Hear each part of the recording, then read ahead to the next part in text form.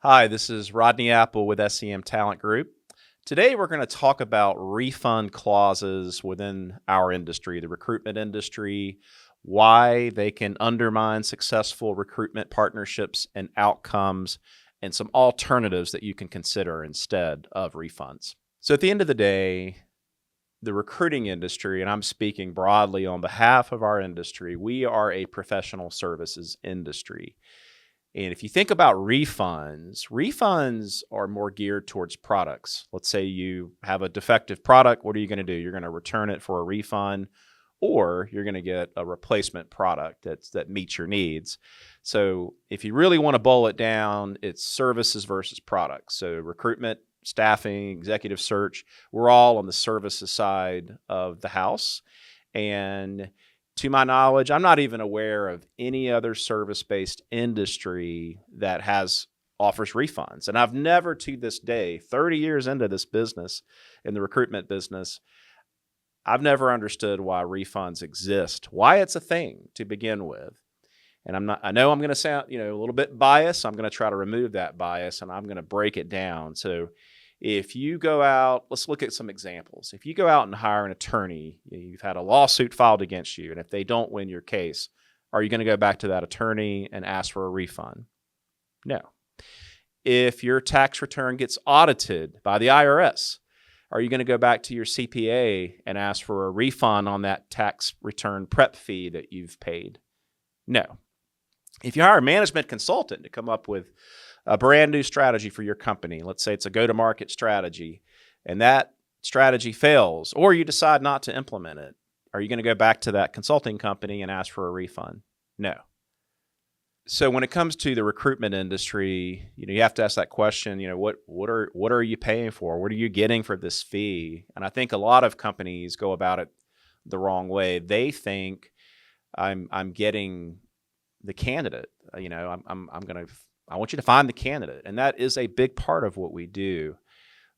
But let's go back to professional services in general. You're paying, whether you hire a coach, whether you hire a CPA, whether you hire an attorney, and yes, whether you hire a recruiter, you're paying for their expertise. You want somebody that understands your business, that has deep or broad experience within your functional or industry segment. They've got a proven track record of filling similar roles, solving problems, just like the ones that you have. So that's what you're paying for. It's the time, it's the expertise, and it's the execution. It's coming up with a solution and executing it properly so that result or end outcome is going to be a successful hire. So now that we've covered all of the different value adds that you pay for when you hire a recruiting company like ours, let's talk about what happens once that person starts, right? So before the person starts, you're making a hiring decision. You're taking this short list of candidates we provide through your process. We're involved with that process. We're helping to coach, we're helping to guide, but ultimately, you're making that final decision on who you hire.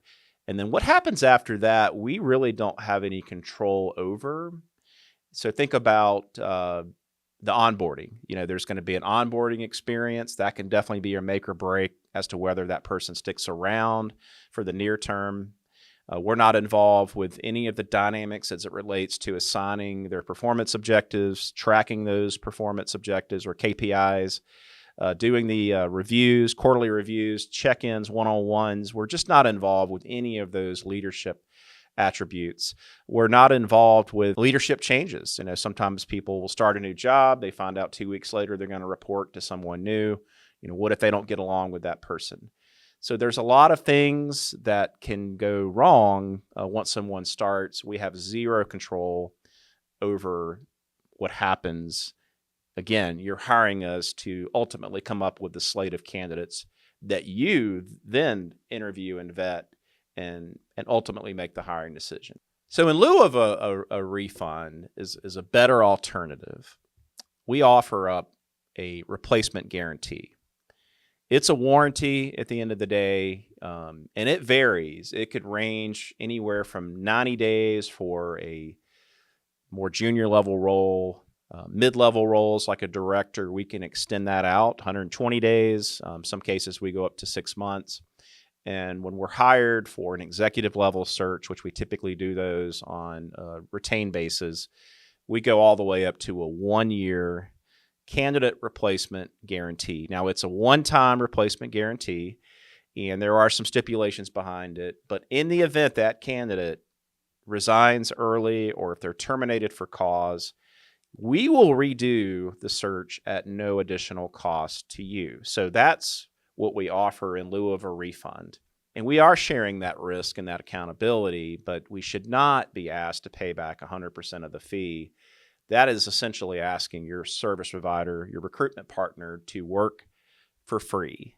And I don't know about you, but I don't know many people that like to work for free. So I hope this gives you a really good understanding of why it's not a good idea. You're not going to get the best partners when you mandate a refund. I can promise you that. You're going to be working with those that might be a little bit desperate for some work. You're working for folks that really don't value what they offer to their clients. And that's just not what you want in a recruitment partner. And we're going to stand by this. We just can't make any exceptions. We're happy to flex our terms and conditions in other areas so we can ultimately land on a win-win scenario. We get what we need, you get what you need and what you deserve, and ultimately we have a successful outcome. So in closing, just remember that recruitment, staffing, and executive search partners, our industry segment, we are professional services providers. Same thing as we talked about earlier. You go out and hire an attorney, a CPA, a coach. Even even in healthcare, I just went through a surgery myself. I paid for that whole process, the surgeon, the care from the nurses, pain treatment, all of the above. There's no guarantee that that the outcome is going to be there, but I absolutely got invoiced by the hospital, and that's the same thing. It's professional services, but refunds, again, are for products and not for services.